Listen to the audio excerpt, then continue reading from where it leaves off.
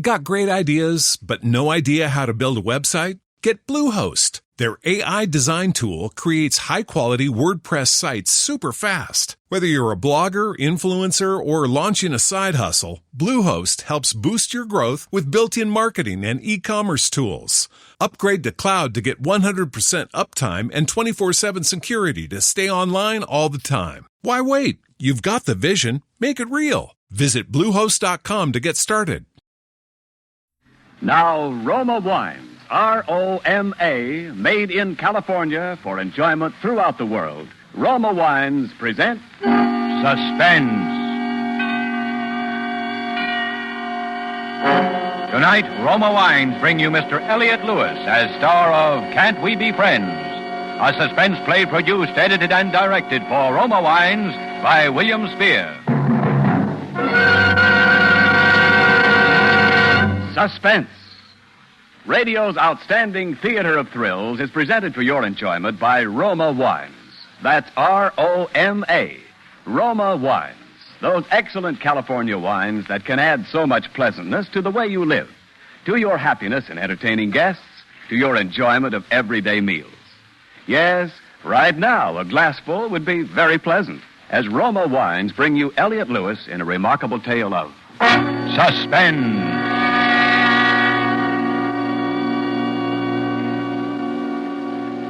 I suppose you want to know how it happened. Yes, I'd like very much to know. Then will you tell me how you got here? I'm Dr. Mayer. Did you look at her? Is she dead? You tell me your story first. Who's he? This gentleman lives in the next apartment. Yeah? Yes, go on. Let's hear your story. Well, her name is Frances Murphy. I've known her for about 6 months. I met her at a party. We went out together a few times, liked each other, and started going together. She's fascinating, I guess. I fell in love with her, and I think she was in love with me. For a while, anyway. What's your name? Michael Gordon. Yeah? Well, go on. Well, she wasn't well for a while, and then she told me she had to go to the hospital. Some minor surgery. Minor surgery? Why, that girl... So that's what she told you, eh? Yeah. Well, anyway, I got sort of busy, and I didn't get a chance to see her while she was sick. And when I saw her again, she wouldn't talk to me, so I started seeing another girl I know. But this afternoon, I got to thinking about Fran. I kept seeing her when I was with the other girl. It bothered me. So I decided I'd come over and see her. I got here at 6 o'clock.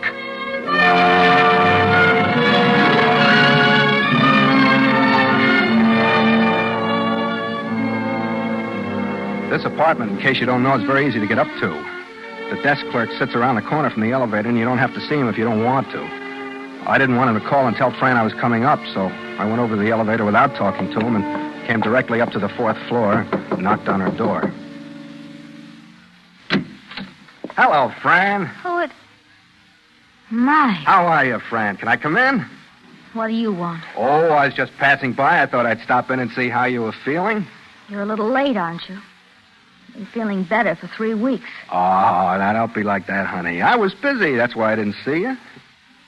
Aren't you going to ask me in? All right, come in. But you can't stay long. I've got an engagement with a very good friend tonight. Oh, thanks. Well, the apartment looks very nice. Sit down if you like. Oh, thanks. Care for a cigarette? No, thanks. You look swell. It's not your fault I do. Oh, now, don't be like that, Fran. I feel awful about not seeing him when you were sick. I had to see a fellow from out of town. Did it take you 10 days to see him? Oh, honey, you know how those things are. It was business. You just can't make any other plans. You really don't have to explain it to me. I'm not the least little bit interested in what you do. Fran, look at me. I'm sorry, Fran. I don't blame you for being mad at me. I'm no good, I guess. I'm just a no-good bum.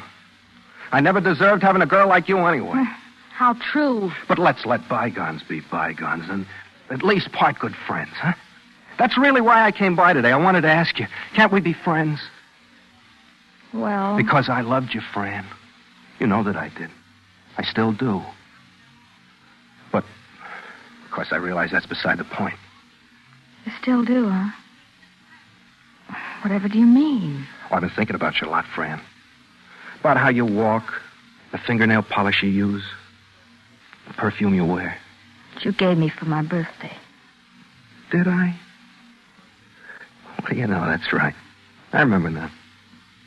You sure were surprised. It was very nice of you. It was nothing, honey. Nothing at all. I wish I could have gotten you a mink coat. 2 mink coats, one for afternoon, one for nighttime. Really? Mind if I sit here next to you? Well, I don't know. Thanks. You're wearing the perfume now, aren't you? Uh-huh. Yeah, perfume has a better smell when you wear it, you know? Oh, will you forgive me, Fran, for being such a heel? Well, you really didn't... No, don't answer that, honey. That wasn't nice of me to ask you that. There's no reason why a girl like you should get stuck with a bum like me. You're better off going out with other people. Who's this friend you had the engagement with tonight? Are you really sorry you didn't see me, Mike? I told you I was. I could have killed myself. I felt so bad. Oh. Give me a kiss. Sure, honey. I missed you, Mike. And I haven't got an engagement with anyone tonight. I haven't been out of the house. Dr. Mayer said I should take it easy. Oh, that's good, honey. We'll go out tonight, huh? Or would you rather I stayed here with you for dinner? And then we could listen to some music tonight. I haven't heard your records in a long time, you know. No, you'll have to go, Mike. I have some packing to do. I have to go away and rest a while. Guess I was pretty sick. Well, it's all the more reason for me to stay, honey. I'll help you pack. We'll have a little farewell party. No, I'm sorry, Mike. I have to go to sleep as soon as I finish packing, so I'll be fresh for the trip tomorrow. Well, that's ridiculous. I'm just going to sit here. I won't bother you. Who are you trying to kid? What do you mean? I mean, what are you trying to pull? If you got a date with another guy, tell me. I don't care who you go out with. I told you I didn't have a date. Well, you think I believe that? Too sick to see me, huh? That's a laugh. You certainly look well enough to me. But I'm not. That's one of the reasons I didn't go to see you in the hospital. I knew you were kidding. What's the matter with you? I had an operation. You want to tell me about your operation? Please go. I'll go when I'm good and ready. You go right now. Right when I tell you to. Who do you think you are? Who do you think you are? You get out of here before I call the manager. Oh, you wouldn't dare call a manager. Oh, wouldn't I?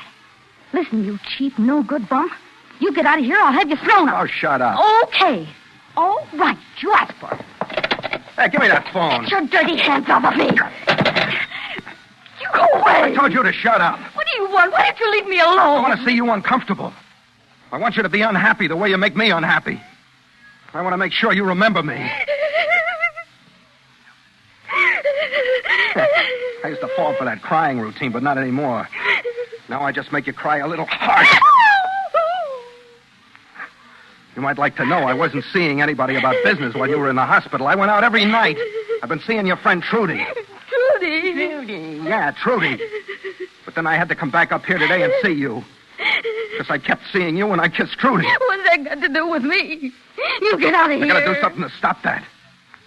I don't love you anymore, but I keep remembering you. That's no good. You can stop remembering me anytime you like.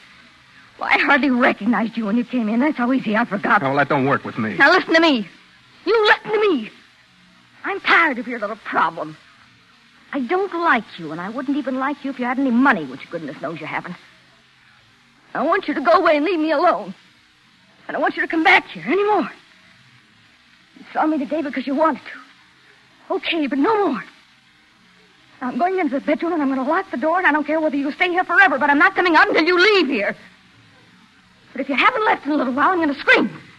And I'm going to keep screaming until somebody comes up here and throws you out of here.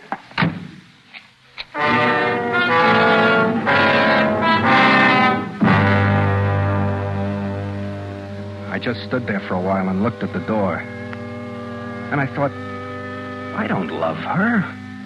I don't love her at all. I hate her. That's when I decided to do it. Because I figured that if there was no Fran, then I could see Trudy or anybody else I wanted to and not have to worry about being lonesome for Fran or feeling sorry for Fran or needing Fran. And I figured you don't remember dead people very well. But I knew I had to do it that night before she left on her trip. I worked it out like this. I'd leave right then and leave her front door on the latch and talk to everybody in the building and go to my boarding house and tell everyone there how tired I was and go up to my room. That would be my alibi. everyone would have seen me go to sleep. Then I'd wait until everybody was in bed. And I'd take my gun and come back here without anybody seeing me and kill Fran.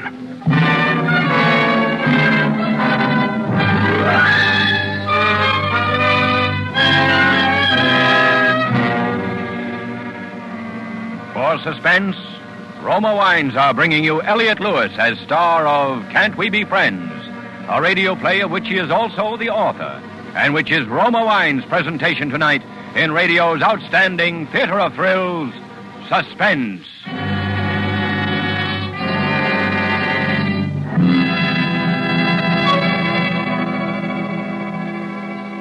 Between the acts of Suspense, this is Ken Niles for Roma Wines. Warm weather and cold drinks just naturally go together. And here's my favorite recipe for quick, thirst-quenching refreshment these scorching days. It's Roma Wine and Soda, America's smartest, coolest summer drink. After a hot day's work, try Roma Wine and Soda. It's refreshing as a cold shower. And when guests drop in, delight them with delicious, easy-to-serve Roma Wine and Soda. Just half-fill a tall glass with Roma California Burgundy or Sauterne or any other Roma wine type of your choice. Then add ice, fill with sparkling water, and stir. In less than a minute, you're sipping your way to cool contentment. Or for a short refresher that's long on taste, try this cooler offer. Just pour Roma California Sherry to cover a cube or two of ice. It's delicious. Remember, Roma wines are selected from the world's greatest wine reserves. So refreshers made with Roma are better tasting always. For low-cost, cool enjoyment this summer, serve Roma Wine and Soda. Insist on Roma, R-O-M-A, Roma Wine, largest selling wine in all history. And now, Roma Wines bring back to our Hollywood soundstage Elliot Lewis as Michael Gordon in Can't We Be Friends, a tale well calculated to keep you in suspense.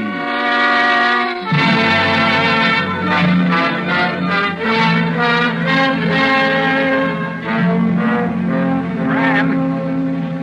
Hey, Fran? Well, I'm going now.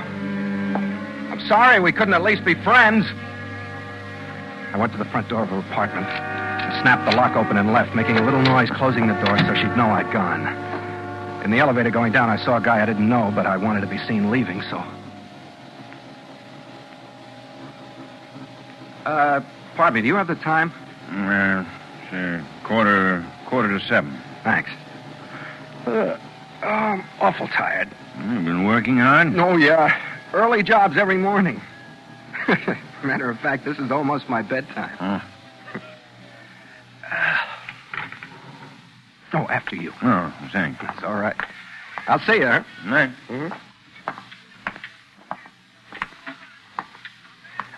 Pardon me. Yes, may I help you? Yeah, Miss Murphy in 411 asked me to tell you she doesn't want to be disturbed. Yes.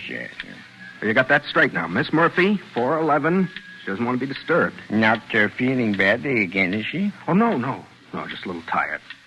Taking a nap. Oh, well, thank you. I'll see that she's not bothered. Yeah, because she doesn't want to be disturbed. Got the time? 10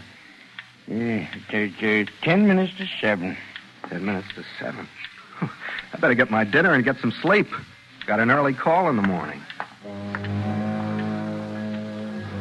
I left the building and took a cab, although I didn't have too much dough. I talked to the cabbie. I asked him about his family. I got real chummy with him.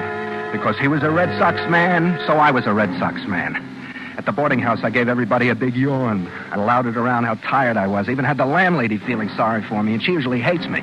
Everybody patted me on the back up to my room. I made a lot of noise dropping my shoes when I got there. I jumped up and down on the bed a couple of times. Then I went over to the window, and I looked out at the street. And I waited.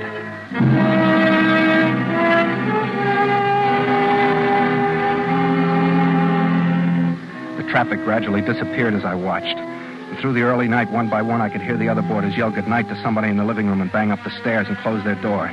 Pretty soon I knew they had to be asleep. About 1 o'clock in the morning, a last pair of footsteps came upstairs without saying goodnight to anyone. So I knew they'd all turned in. I waited a little longer to make sure everyone was sleeping.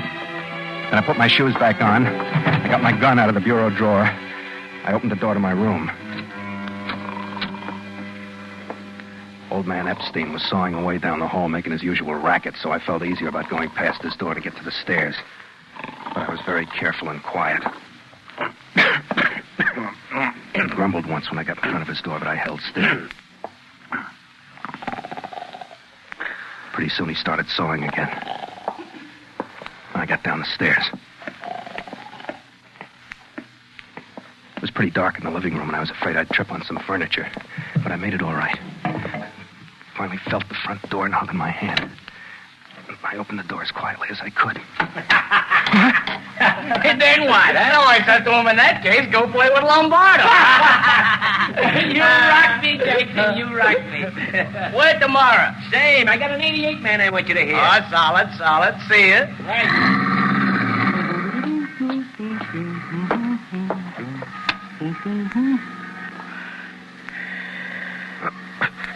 Oh, that you, Lippy? No.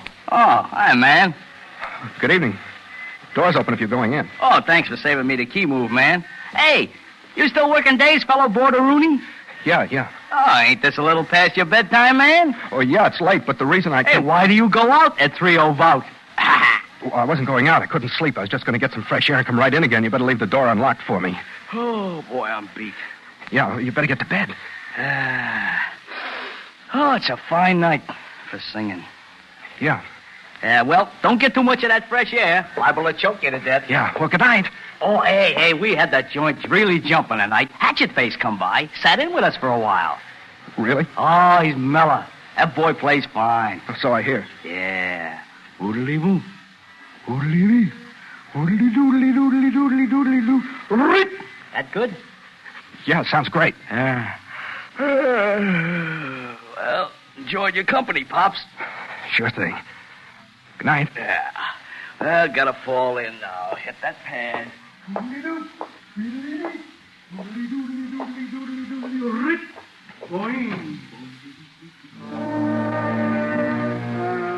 I was frightened for a minute. I was awful frightened. If Jack remembered seeing me, my carefully planned alibi was shot. I thought better not tonight. But then, Jack wasn't like most people. He wouldn't remember in the morning. He'd be too busy trying to recall Hatchet Face's lick. No, it was still all right. But I had to be careful. I couldn't take any chances. To be safe, I had to have the alibi that I'd gone to bed early. I walked quietly to the street and started for Fran's apartment house. I was very careful all the way. A couple of times cars came by, and always I ducked into the shadows and waited for them to pass before I continued walking. I got here at about 4 o'clock, I guess. I went up to the front door and tried to open it. But the big door was locked. I couldn't get in. I took my keys out of my pocket and tried them. But none of them fitted. Then I heard someone coming up the walk. I moved back from the door and squeezed against the mailboxes and waited. I was almost afraid to breathe. Except that I knew I'd get in now. I'd just wait until the people went in and then get my foot in the door to keep it from completely closing again. Good night, honey. Good night, darling. I'll call you in the morning, Betty Jane. Call me when you get home so I know you're all right. Oh, well, won't I wake anyone? Oh, I'll be at the phone. I'll answer as soon as it rings. Okay. Give me another kiss. Do you love me? Uh-huh. How much? 1 million. Oh, that's not enough. Good night. Good night, Betty Jane.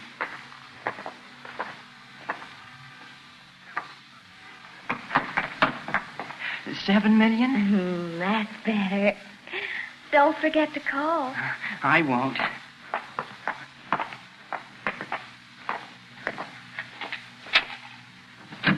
Honey. Yes, darling. Good night. Oh, good night, darling. You call now. I will.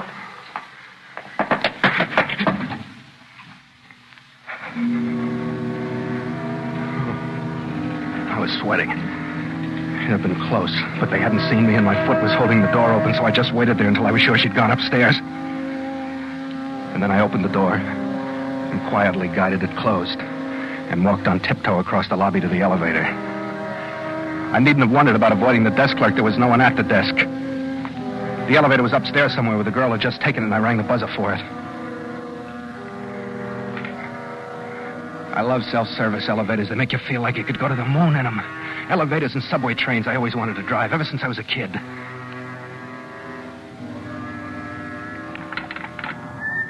I got back in the dark just in time. The guy didn't see me.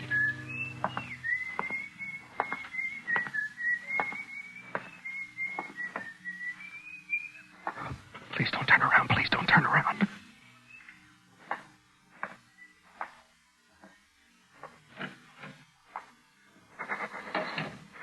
My mouth was so dry, I wondered for a few seconds how that guy had been able to whistle, you know, the way you do. And I opened the elevator door and got in. I pushed the button for the 4th floor. I got a little panicky because I thought that if someone was waiting on the 4th floor, they'd see me when they opened the elevator door. I almost convinced myself that someone would be there waiting for me. I put my hand in my coat pocket and felt the gun there and grabbed it hard. It was cold, so I took it out and pressed it against my forehead. That made me feel a little better.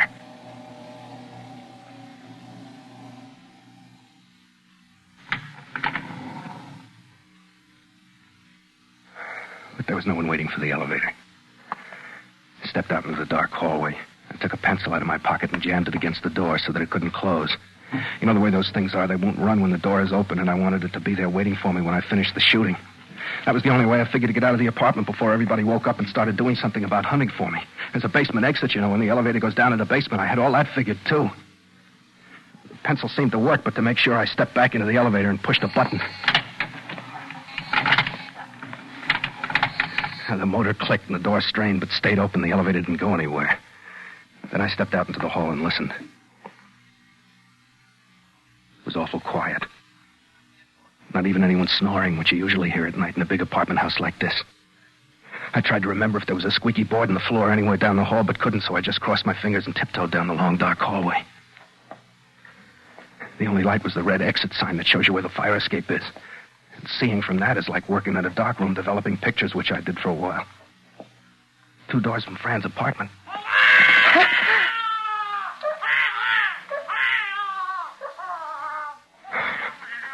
That's the most frightened I ever was in my life, when a kid started to yell. Because in the first place, I didn't know what it was right away. And in the second place, I thought, he'll wake up everybody in the apartment and they'll be up and on their feet when I start shooting. I guess I held my breath for a couple of minutes because when I started to try and relax, my breath came out in a low whistle. Well, that scared me, too. I thought, it'd be great if I get a heart attack right here in the hall of a strange apartment house in the little hours of the morning with a gun in my pocket. It's like being afraid of a fire at night because you don't want to go out in the street in your pajamas. Oh, it's worse, I guess. Anyhow, the baby finally quieted down. I waited a while, because I didn't know whether his mother had gotten up to quiet him or whether he'd just gone back to sleep again. I wasn't taking any chances now. It was too close to the finish. I waited. I figured it was safe a few minutes later and continued snailing down the hall. I stopped at Fran's door and listened. It was quiet inside. I put my hand into my pocket and grabbed hold of the gun. Then I slowly turned the doorknob, slid the door open. It didn't creak or anything, which was lucky. I got into the room, quietly closed the door again. I took the gun out of my pocket and released the safety and went to the bedroom door. It was already a little bit open. Through the crack, I could see her figure lying on the bed. I pushed the door enough ajar so that I could move into the room and looked closer. That chop suey sign across the street was flashing on and off, and as I got used to the pattern it made on the walls, I saw Frances lying on the bed, dressed as she had been when I'd seen her early in the evening. She was lying on her stomach with her face turned toward the far side of the room, toward the shadow. My nose started to tickle. I thought I was going to sneeze, but when I pressed the cold gun against my upper lip, the desire left me. I moved slowly and quietly toward the bed. I got within a few feet of her. I pointed the gun right at her head. The gun was weaving around, so I held on with both hands. I took very careful aim.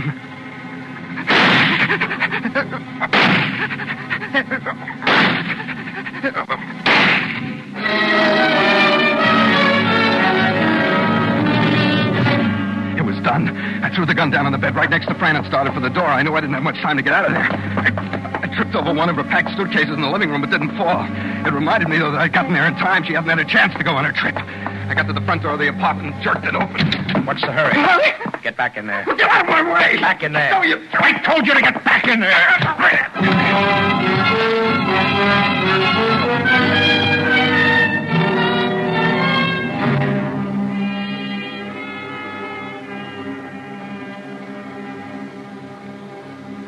And that's all I know of what happened. I see. Did you hit me? Yes. I was helped by this gentleman here. I used that book. What are you doing here? The young lady had called me and asked me to stop by. At 4 o'clock in the morning? Oh, look here. I'm her doctor. Yeah? You must have got pretty clubby with her while she was in the hospital. I was right about her. That's swell. Now, I don't feel badly about having shot her. The police will be here soon. You think I'm going to wait for her? Watch him, Doctor! Hey!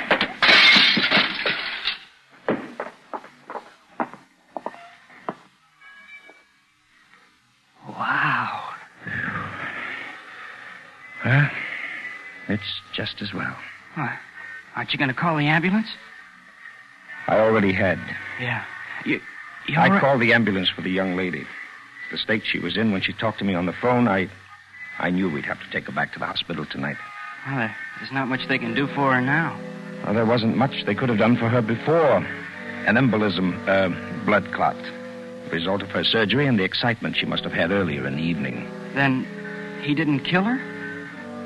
She was dead 3 hours before he got here.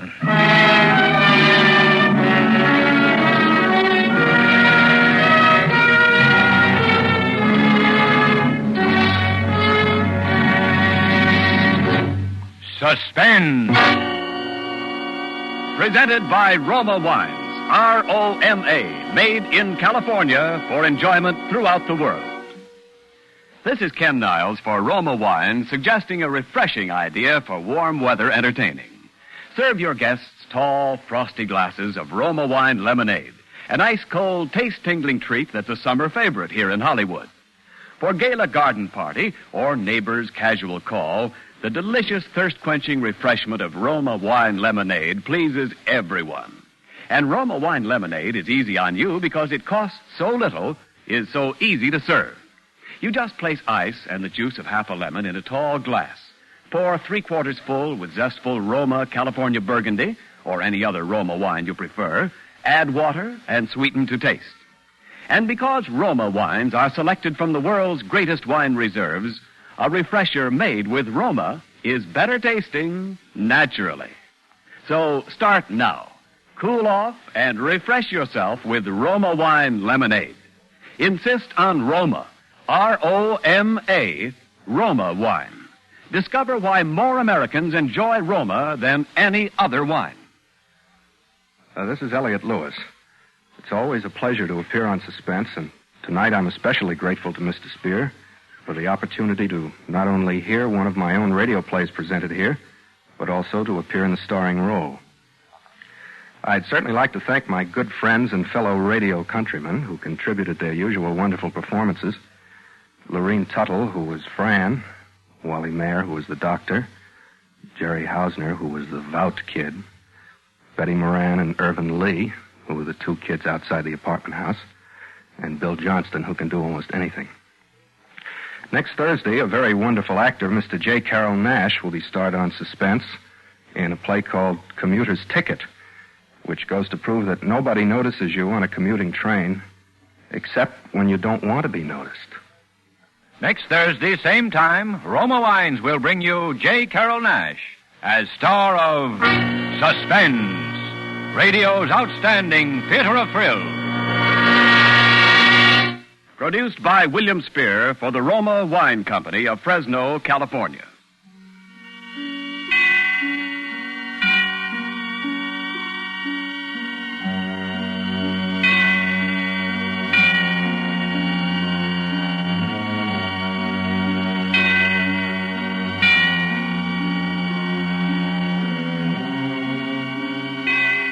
This is CBS, the Columbia Broadcasting System.